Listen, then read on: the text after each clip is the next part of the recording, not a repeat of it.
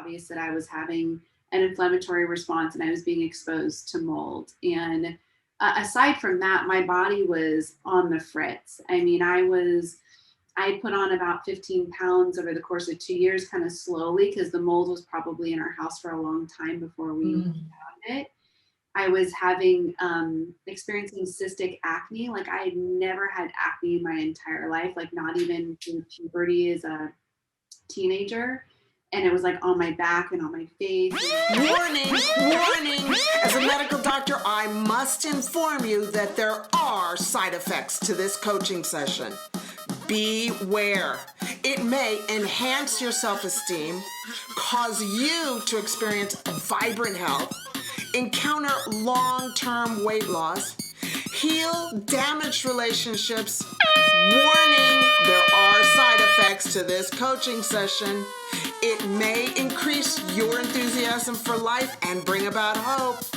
It may cause you to have productive and optimistic thinking. It could even help you not allow messed up people to ruin the rest of your life, and help you realize the masterpiece that you are, and empower you to be the boss of your brain. Warning, these side effects may be long-term. This is Dr. Isabel from Doctoronamission.com. Welcome, everybody. I'm Dr. Isabel, and you are at the MD and Chef Team podcast. And today I have a special guest all the way from California, United States of America. That everybody knows where California is. And it's Jenn Maleka, the Wholistic Health Boss. Jenn is the Wholistic Health Boss, which supports busy, health-minded professionals in taking back control of their health by giving them access to the right lab tests and resources so they can find the missing pieces of their health puzzle, actually fix what is wrong, and get back to feeling like themselves again. Yes.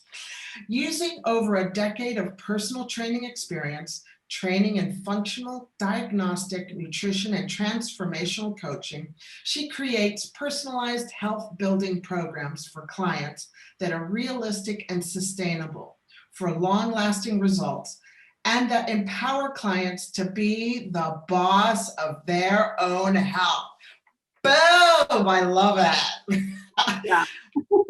And I want to let the audience know that we called each other up and asked what we were wearing, what color we were wearing. So we are synced up. No, not really. I'm color coordinated. It's great. Well, I just call this my uniform because I just love these colors. You look beautiful. Same. They're great colors on us. Thank you. Yes, dark hair. So Jenn, tell me, you wanted to talk a lot about blood tests, and because I've been trained as a conventional medical doctor, I had to learn all these other different tests, which you're going to be talking about. And I really want to share with everybody these different tests that regular doctors are not taught to do. And so you have to be the boss and kind of help them along, or find another doctor, right? Or somebody like you. Yeah, exactly. Like, my whole spin on being a health boss is really to become your own advocate, because, like I like to say, you know your body better than anybody does. And we have a tendency to put, other health professionals on a pedestal and sometimes ignore what our own intuition or inner guidance is telling us about our health. And that's what sometimes leads us down a long path of finding our, the solutions to actually feeling better. And what's very interesting is there's a lot of options out there, and there's a lot of different tools and resources and lab tests, and there is no one single lab test that is going to give you all of the information that it needs. So our goal here is not to poo-poo the blood test, because blood tests do give us maybe some insights and clues, but depending on what's going on with you, it may not be the exact type of test that you need. And there's a lot of other, what I call, functional lab tests out there that are actually way more accessible that don't require a blood draw. So it's easy for you to do it in your own home and give you different pieces of your health puzzle to kind of figure out what is going on a what we say like a physiological level, like a functional level. How is the body, acting and interacting with the different systems internally to understand on a bigger, scale or picture what's happening with you and what kind of action you can take as a result of that. As I like to say, and through the training that I received, we kind of call it like uncovering these hidden healing opportunities that are otherwise overlooked oftentimes. And what kind of tests are you specifically talking about when we talk about the thyroid test? So our, thyroid testing is definitely one that you've got to do using blood. It's the only way to accurately measure the thyroid. But with the thyroid, what I tend to see happen, and you can, I'm sure, comment and attest to this, is oftentimes when people are getting their thyroid looked at, they're not getting a complete picture, right? No, they're not. Oftentimes, the number one like thyroid marker that's pretty much almost always looked at by any, conventionally trained medical doctor or other health practitioner is what we call TSH, or thyroid stimulating hormone, which is a piece of the picture, but it's not the whole entire picture. And actually, TSH in some ways is a better insight about pituitary function, because the pituitary gland in the brain is what produces TSH in order to signal the thyroid for the thyroid to do its job and then produce thyroid hormone. So, what's happening is that a lot of people are looking at TSH and looking at that as an insight to thyroid function, because if TSH is high, then that means the pituitary gland is working really hard to get the thyroid to do its job. And if it's low, then that would be the opposite, right? But if TSH is out of range or suboptimal for some reason, then we have to ask the deeper question of like, well, what's going on with the thyroid? Why isn't the thyroid doing its job? Or why is the thyroid overdoing its job potentially? And then that TSH is low or high, right? And so that's where we need to get some other pieces of the puzzle. And if you're lucky, oftentimes what you'll also get in the thyroid test is maybe like a total or free T4, possibly a total or a free T3, which are some other bigger pieces of the puzzle, because those are the larger or the majority of the type of thyroid hormone that is produced by the body, which actually T4 is what's produced and then it's converted into T3. So now we start to get bigger clues about the pathway of what's happening with thyroid hormone. But some of the things that are really being missed is a complete picture. So when we're looking at thyroid, we want TSH, we want total T4 and free T4. So we can look at the bound hormone, what's already been used, and then we can also look at what's bioavailable to the cells, which is the free version. We also want total and free T3, which is helping us to understand how well T4 is being converted into T3 or not. We also want to look at things like reverse T3 or T3 uptake, which tells us how well T3 is being utilized by the cells. And then I always like to look at thyroid antibodies, because that gives us an insight about a possible autoimmune process that's in place. And, I can't tell you how many people I've seen with thyroid antibodies that are not being looked at. And when you know that there's something going on, like an autoimmune process, there's a lot of other things that you can do to reverse the autoimmune process, which is ultimately going to boost thyroid function as well, too, because that means when you have an autoimmune process going on, the body is essentially attacking your thyroid tissue. So, for example, if you've got low thyroid hormone, that could be a result of the tissue being attacked. There's an assault happening on your thyroid. So we really want to get all of these pieces of the puzzle to understand the big picture of what's happening with thyroid. But unfortunately, most often people are just maybe getting, 2 or 3 out of the 5 or 6 that I just mentioned, right? If that. Right. If that is another big part. Now, those are things that are specific to thyroid, but there's also other clues that we can really be looking at. And this kind of goes along where we started our conversation of what are some of those other functional lab tests that I like to use? And why do typical blood tests, maybe not tell you as much as you want to know? And what are some of these other tests that you should be running instead, right? So your blood test is going to give you these clues about thyroid, but then if we know that something is suboptimal about the thyroid, we want to again ask that question, well, why is that happening? Where is there maybe like something happening upstream or downstream from the thyroid that is impacting the thyroid function? So things like, I always talk about liver and detoxification, because a large majority of your T4 hormone is converted into T3 in the liver.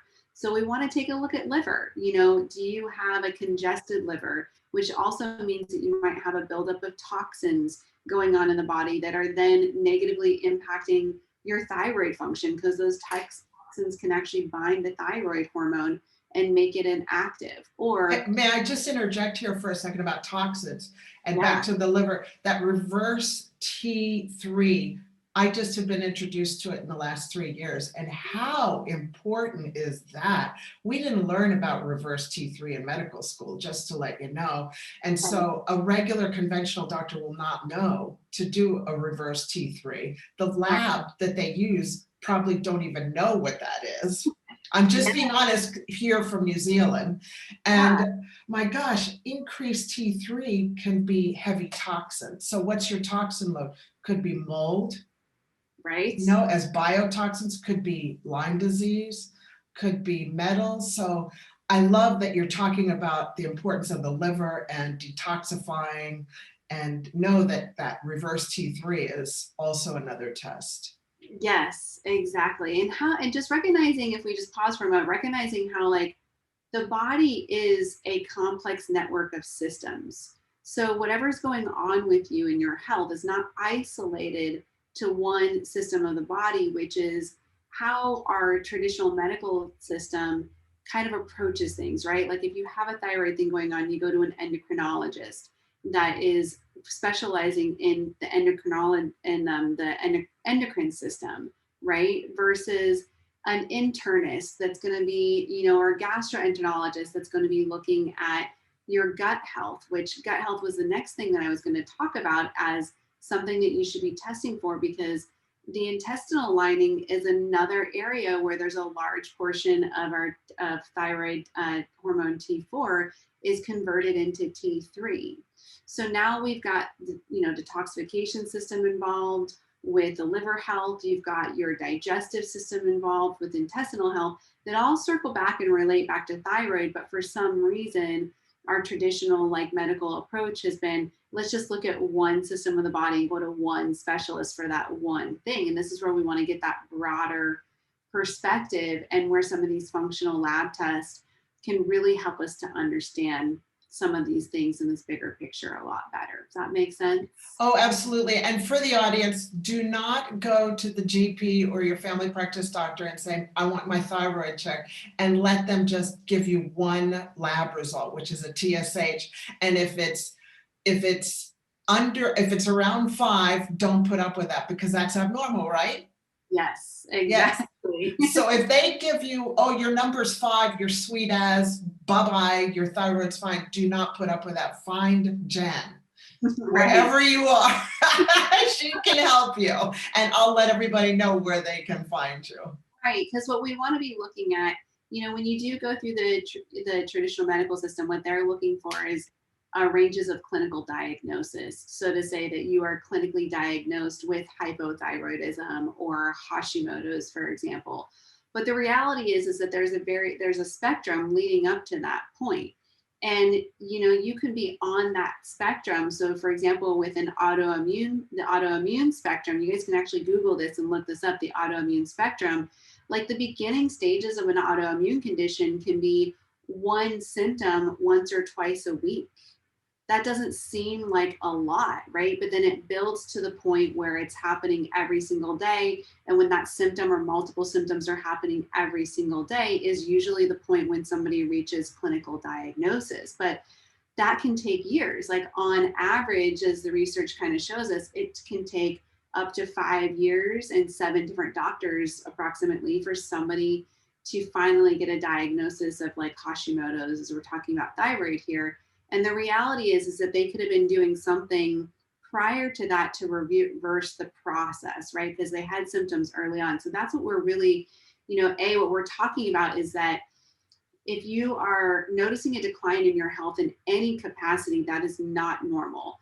Part of the problem that's been going on is that we've been conditioned to think that as we get older, it's just normal to feel more tired or have hormone imbalances or put weight on or be forgetful. And just because those things are common does not make it normal. But exactly. Perfectly said, Jenn. Right. I have to give Dr. Tom O'Brien credit for that because he introduced me to that kind of concept a couple of years back. And I was like, that's so true. Just because something is common, we accept it as normal. And that's really not the case. Right. And so we've been conditioned to think that. So if anything is going on in your health, what you want to start thinking about is what can I do now? And this is where this whole going back to being your own health boss and advocate comes into play, is that don't wait for the clinical diagnosis. There's things that you can start doing now that can help you recoup your life, reverse these symptoms. You can reverse an autoimmune process before you're even diagnosed with one, essentially. For myself, I know we wanted to talk a little bit about my story here, Dr. Isabel, is that I was diagnosed with Hashimoto's as a result of having toxic mold, by the way. Wow. Oh, we got a lot to talk about, girlfriend. I caught it early and I was able to reverse my Hashimoto's within 6 months. Now, being that I caught it early, my antibodies were very low. So luckily I'm trained in this, right? So I knew how to identify it for myself. And I also, all of us health practitioners even need our own doctors and health practitioners, right? So I have a wonderful naturopath that is, that I see personally. And we caught this together and I was able to reverse that Hashimoto's within 6 months. Most other conventional, traditional medical doctors would have never given me a Hashimoto's diagnosis because my antibodies were low. They were over the functional, what we call the functional range. So functional range is optimal range. Your optimal functional ranges are usually much more narrow than the conventional range would be. And so I don't know what the conversion is for you guys in New Zealand, because I do think it's a little bit different. What numbers we do international units per mil for the thyroid peroxidase antibody. So I'm not sure off the top of my head, but our for TPO and TGAB, it's 20 and 40 are the limits for functional, right? So I was just over those limits. I was at 46 and 39 or something like that. So I was just over the functional optimal limits for antibodies, but most conventional doctors over here wouldn't have diagnosed until you're in the hundreds, right? I know. Or even identified or acknowledged that there was a problem. So, going back to this whole point is that if you can catch it before it progresses. And I knew that something was not right with my body. I was searching for what was going on, came across mold, did some tests, found out Hashimoto's. Which test did you do for the mold? We did, for my body or for the house? Oh, well, let's start with your body and then we'll do your okay. So I ended up doing some of the blood markers to look at chronic inflammatory response syndrome. Mm-hmm. So looking at things like MSH, melanite stimulating hormone, TGF-beta1, VEGF. I know these all are acronyms that probably sound foreign to some of our listeners, but these are some of the markers that we look at to see if your body's having a chronic inflammatory response to something like mold. I also did a mycotoxins test, which is a urine test, yes, which can be helpful as well. So gleaming insights from both of these types of tests, it was very obvious that I was having an inflammatory response and I was being exposed to mold. And aside from that, my body was on the fritz. I mean, I put on about 15 pounds over the course of 2 years, kind of slowly, because the mold was probably in our house for a long time before we found it. I was having experiencing cystic acne. Like I had never had acne in my entire life, like not even through puberty as a teenager. And it was like on my back and on my face. And then I was on the birth control pill at the time before I transitioned off, and I was having breakthrough periods even while I was taking the pill. Like I had a 12-day period, and I had really inflamed and swollen breasts throughout my cycle to the point where you could feel the heat coming off of my breast through 2 layers of clothes because they were so.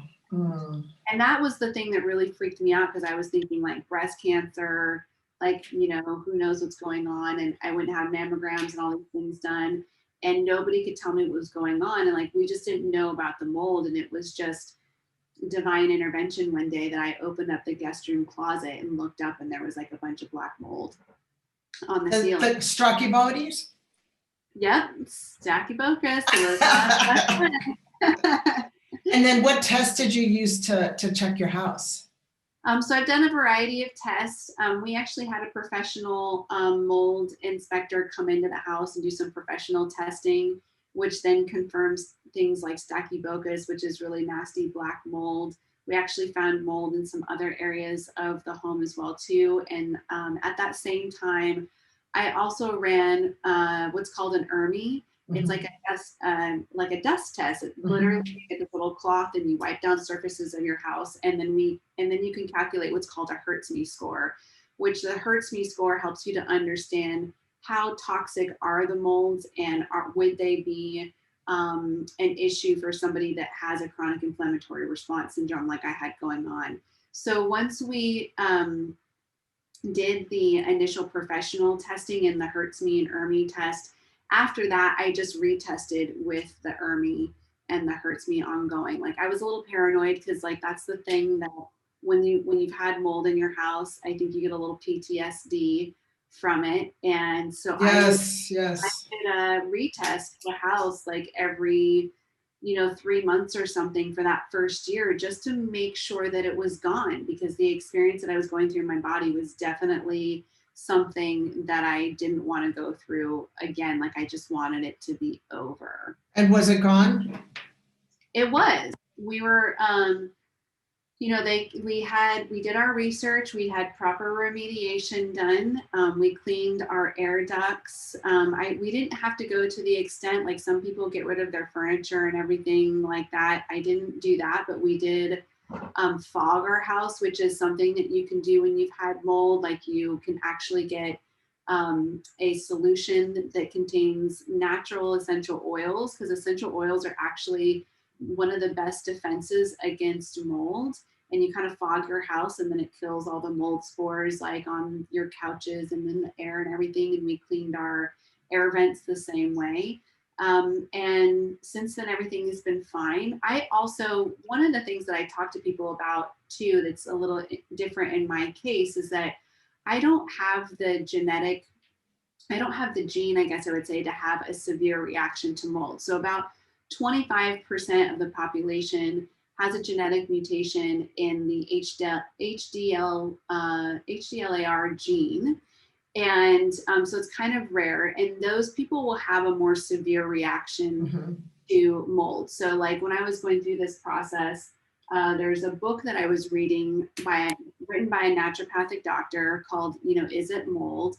And she had a severe reaction to mold. Like in the book, she tells a story about stepping off an airplane in the Portland, Oregon airport, and there was mold in the airport, and she instantly had a reaction the second she stepped into the airport. That wasn't me, right? Like it was an accumulative process that happened over a period of time where mold is really toxic. And so essentially what it did is it just weighed down on my body over the course of, for 2 years, probably at least, to the point where my body just like couldn't detox it anymore. And so I had estrogen dominance, like elevated estrogen as a result, which triggers the Hashimoto's. I had to do a lot of detoxing of the body, right? And so everybody's mold scenarios are a little bit different, but I'm well now and everything's good. And I've totally like healed from that situation. I'm so glad to hear. And it's really good to let the audience know that mold disrupts hormones.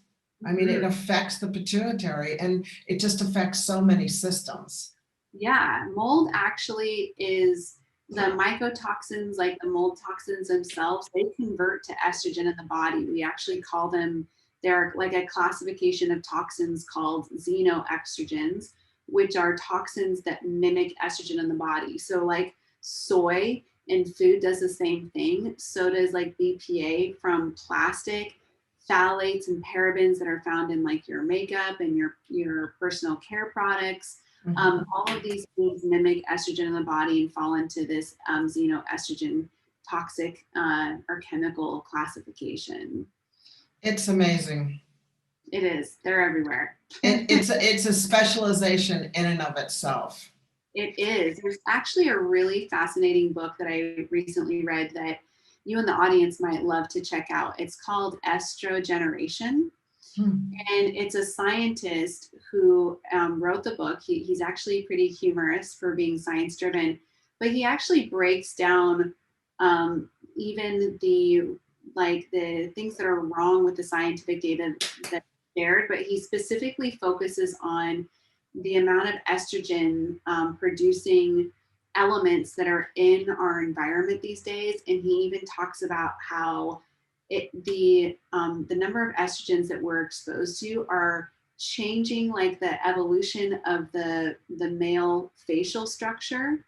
So if you think about it, like what kind of men do we usually find most attractive? Like you think of your Brad Pitts, like the guys with the really chiseled faces. Well, that's more testosterone driven. Like that's actually like more naturally how men are supposed to look. But now we're seeing men with much more rounded faces. And he talks about how that's a result of having so much estrogen in our environment from plastics and all these other chemicals that it's changing that facial structure. Isn't that fascinating? Yes, and they also have breasts, men with breasts. Yes, that's a whole other problem too. I wanted to ask you, I'm writing all these notes. So the book is Estrogeneration. Do you know the name of the scientist? That's okay. But if you look up book, it's like the only one that'll come up. It's in an audio format as well. Like I like to listen to books while I'm like walking the dog and cleaning the house and doing other things. So there's you can get it in that format, but it's a really interesting read for sure. Very good. And I also wanted to ask you, do you remember what essential oils you use to fog your house to get rid of the mold? Yeah. So it's very fascinating. The naturopath that wrote this book isn't mold. Like, is it within reach here? I forget her name also, but if you just look it up, Isn't Mold. It's a blue book with a circle in the middle. It says Isn't Mold. She actually had done a ton of research, and she talks about how mold is even referenced in the Bible. Oh yes, in Leviticus. Yes. If you've got it in the house, leave. Yes. Get out of the house. Yes. And how they used 3 Thieves oil to get rid of it. So and the 3 Thieves, like that blend. So like I use doTERRA is the brand that I use. So yes, I do too. So do they have a 3 Thieves? It's the On Guard. On Guard is their version of a 3 Thieves oil. So just On Guard. Yes. So okay. So it's clove, like eucalyptus, rosemary. I think those are the 3 of the thieves, like that makes the 3 Thieves. I forget Young Living what their blend is, but even like there is oh gosh, you're asking me questions that I'm like, I can't remember the names of them. It's okay. But did you use the On Guard like all day long for 25 months, or like what did you do? No, so it's actually funny, like the whole process of fogging your house, like, like if you're going to have a party and you get a fogger for like a Halloween party, that's literally what this thing is. So you can make a solution with water and your On Guard 3 Thieves oil, and you put this in, you buy one of those little party foggers at the local party store, And then you can fog your house every so often, and it helps to kill the mold particles in the air.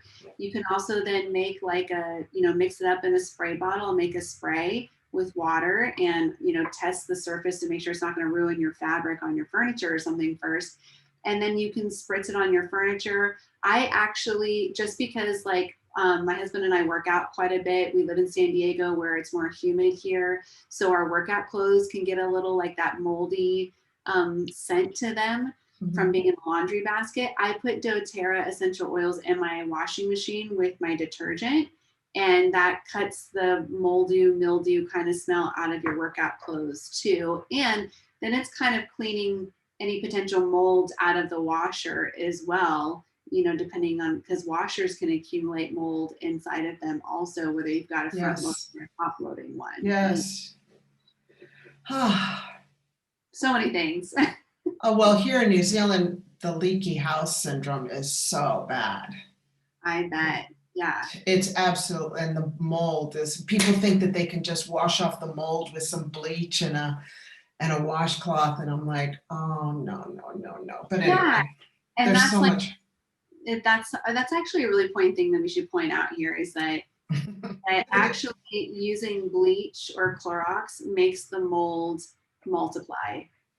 So it then becomes resistant to those things, and it will multiply, and it will also adapt and change. So that's actually the number one reason why using essential oils as a cleaning product for mold is much better than something like Clorox and bleach. Very good. Thank you. I'm so glad you're feeling better and you're healed, and you no longer have Hashimoto's. Right. You no longer have mold toxicity. Correct. Because your urine mold toxins are negative, right? And are you still using any binders for the rest of your life, so that because we're constantly being exposed to junk? Yeah, and I actually do. That's a really great question. I take a daily liver support supplement that has milk thistle and dandelion root in it. Right now, because it's spring here for us, so spring is a really good time to do a little bit of an extra detox boost or cleanse as you come out of the winter months. And so I'm doing some burdock root tincture right now too, which is another great one. Or you can get burdock tea. Dandelion root tea is another good one. So I kind of incorporate these things on an ongoing basis. But just for the pure and simple fact that we are exposed to toxins every single day that we can't, hear, see, feel, or smell, I do like to regularly take a binder. I love. Oh yeah, that's what I was asking, really. I should have specified. Are you taking binders, and which ones for the rest of your life to stay clean? I think, and I think you guys have access to this there in New Zealand. It's Biobotanical Research, their GI Detox. So it's a mixture of charcoal and bentonite clay. It's got a couple other binding agents in there too. It's this proprietary blend that they've come up with. And I found it really helpful for people with mold specifically because of the ingredients that it has, because it also has zeolite clay in it. It has aloe vera, it has silica in it as well, humic acid and fulvic acid. So this blend is really, really powerful for all different types of toxins and molds and things like that we just come in contact on a regular basis. We have something like that in Quicksilver called the Ultra Binder, but what was the other? What was the other? Bio? So it's called Biobotanical Research. The brand. And then it's their GI Detox. Detox. Okay, thanks. Because I've got just a little aside of what my husband and I are doing is we're working with Dr. Dale Bredesen in America, who wrote The End of Alzheimer's. So we help people reverse Alzheimer's and cognitive decline. Of course, we want to do it as soon as we want to help them starting in their 40s, which we do. But one of the things that we have realized is that and not just myself, but all of the doctors around the world doing this and naturopaths, 50% of the cognitive decline and Alzheimer's is biotoxins. Oh, I'm sure. Mold, Lyme, Bartonella, all those things. And so there's so much work to be done in this. I would say that that's probably because of the high inflammatory factors related to that. Like going back to what I was sharing earlier about testing myself for that chronic inflammatory response. So there's a high inflammatory rate that happens, which then there's a domino effect. So then it impacts, like I'm working with a client right now that she's going through a process. We discovered mole. It affects your leptin hormone, which is your hormone that helps to balance blood sugar and hunger and satiation. So then you lead to things like insulin resistance, like her, even though she eats basically like a keto style diet, like high fat, proteins, really low carbs, she's got really high fasting glucose. And it's all part of this like perfect storm that mold has created. And so there's a lot of inflammation. So we know that cognitive decline and things like Alzheimer's and stuff like that, dementia, is a result of inflammation, right? And so it would make sense that these underlying kind of hidden conditions or environmental factors are really creating the internal chaos that's leading to these types of things later in life, certainly.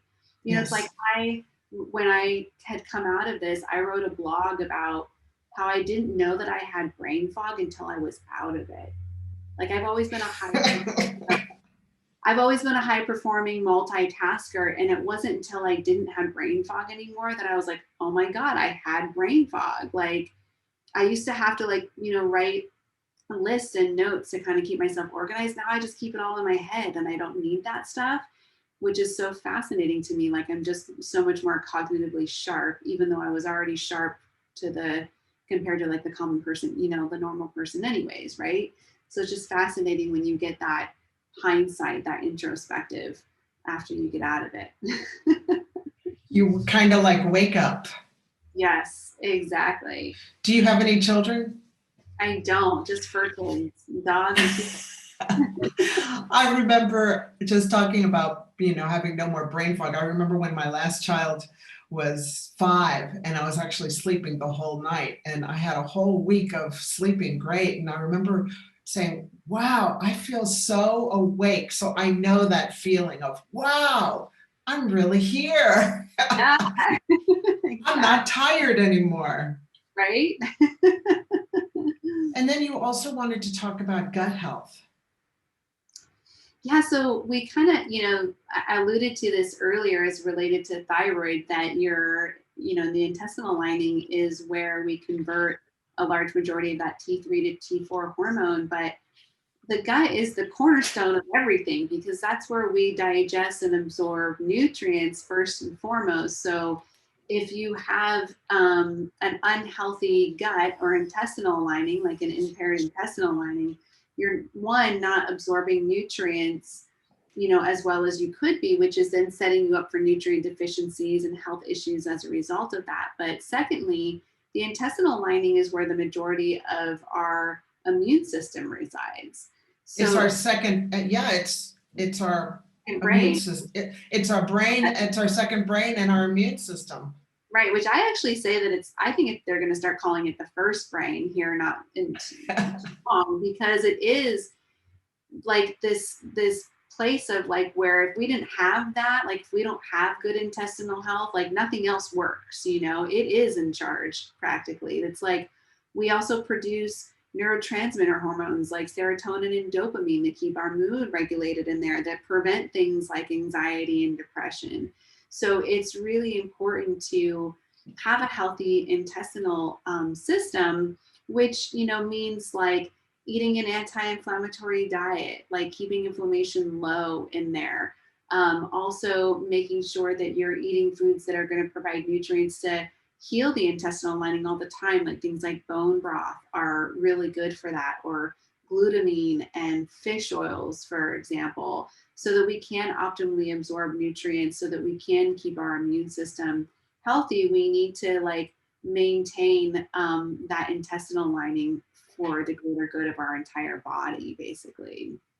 I just wanted to interject about glutamine because we do use glutamine pretty willy-nilly, right, for healing the gut. And this is something that I've just learned, and you probably already know this, but in the brain, glutamine is converted into glutamate, and glutamate is excitatory.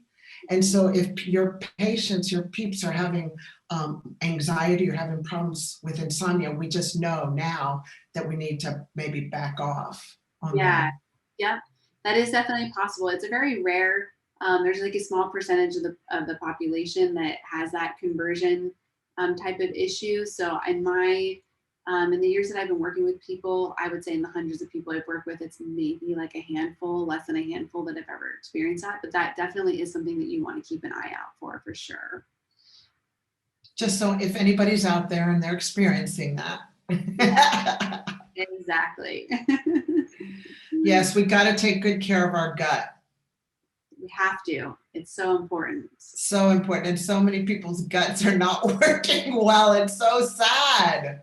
It is. It really is.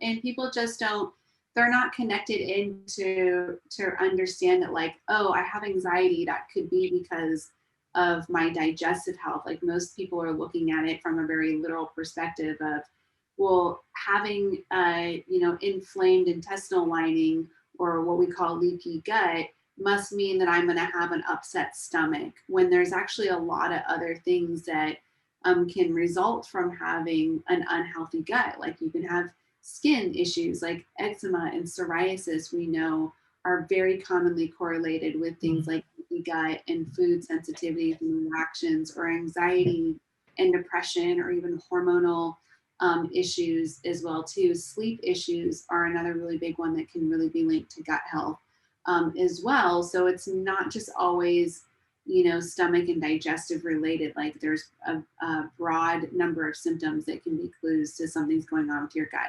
And the reality is that the way that most people eat, the majority of people, and the fact that we do have all these toxins in our environment that we've been talking about today, it's probably likely that unless you've been really focusing on working on your gut health, it's probably pretty safe to say that you've got some work to do there, I'd say 99.9% of the population does. I would probably agree with that. And that's the beauty, is you're helping people learn how to be the boss of their health. Mm-hmm. That's exactly right. How to advocate for themselves, be educated about what's going on, because there's so much research out there. And, some of the studies show that on average, it takes 17 years for new information to hit your doctor's desk. And there's information that's coming out every single day. So I just think it's really important for us to be doing some research ourselves, educating ourselves, and in a way that is also looking at, validated information, not just going to Dr. Google and taking any advice that's on there, but really going to some reliable sources, seeking out information and research that's a little bit more relevant to the present day and present times of what's going on with your body. Well said. And speaking of where to get reliable information, for those of you who want to continue following Jenn, you can find her this is her handle on Instagram. It's at Wholistic Health Boss. And then her website is holistichealthboss.com. Thank you so much, Jenn.